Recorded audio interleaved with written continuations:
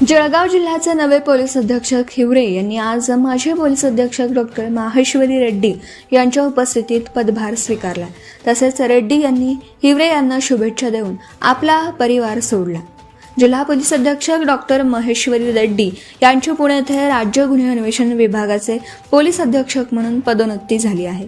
त्यांच्या जागी धुळे येथील कर्तव्यदक्ष पोलीस अधीक्षक श्रीकांत ढेवरे यांची नियुक्ती करण्यात आली आहे। याबाबत आदेश दिनांक 20 एप्रिल रोजी गृह विभागाने काढला आहे। राज्याच्या गृह विभागाच्या वतीने राज्यातील 9 पोलीस अधिकाऱ्यांच्या बदल्या आदेश काढले होते। यामध्ये धुळे पोलीस जिल्हा पोलीस अधीक्षक व जळगाव जिल्हा पोलीस अधीक्षक यांचा देखील बदल्या झाल्या, म्हणून जळगाव जिल्हा पोलीस अधीक्षक आता श्रीकांत देवरे यांनी पदभार स्वीकारला आहे। आता त्यांच्यापासून जळगाव जिल्ह्यातील अनेक गुन्ह्यांवर आळा बसेल व 2 नंबरच्या धंद्यांवर मोठी कारवाई होईल अशी अपेक्षा सर्वसामान्य नागरिक करीत आहेत।